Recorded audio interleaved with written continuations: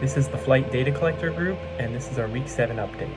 This week we worked on peer reviews for our project documents and also received peer reviews from others. We learned a bit about data storage for our project, and we made some progress on our tech demos. This week for my tech demo, I gained progress by collecting data on fruits and vegetables so that I can train a computer to recognize them.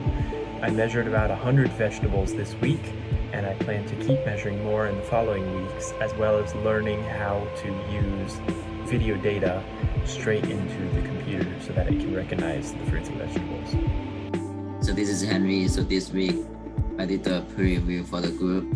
So the summary of the group was pretty good, and I did not find a lot of problems. But for the timeline, group still have a lot of to be determined.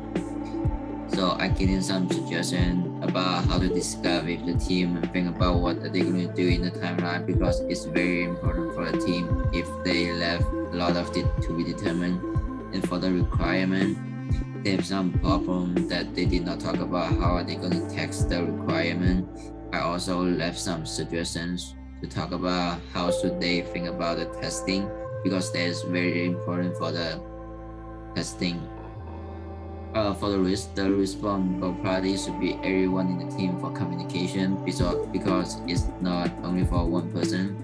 And I also got a lot of feedback from the technical cohort. They talk about how should I use the voltage divider to step down the 100 volt into the desired voltage I want. And that is very helpful to me, and I will definitely think about that for the future for my project and also for the tech demo.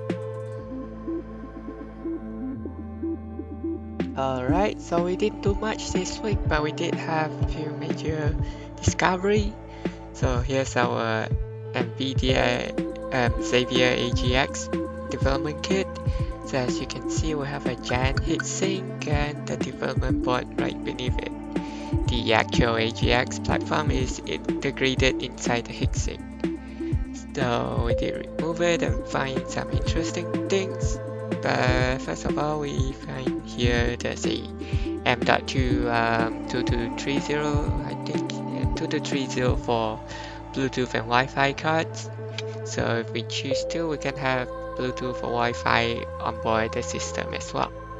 And since I already reassembled it, I'll show you a few pictures from the internet. Okay, so this is our development board right here on the left, and the right side is the integrated heatsink with the AGX bolted on it. So as you can see here, we have a M.2 2280 spot for our SSD.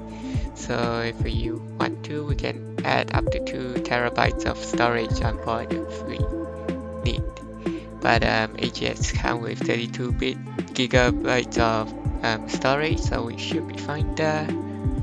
And so since it's integrated, which means that AGX is connected to a heatsink via thermal paste. So if we want to remove it, all of these chips will have thermal paste on it, and it'll be a pain to reassemble it back since we have to repaste all of it. So we are able to see the backside of the AGX on the other hand, because we just have to remove the metal plating, but here's the backside of the AGX. But since we're just going to leave it there, there's no point for us to expose it, and so we're just gonna keep it like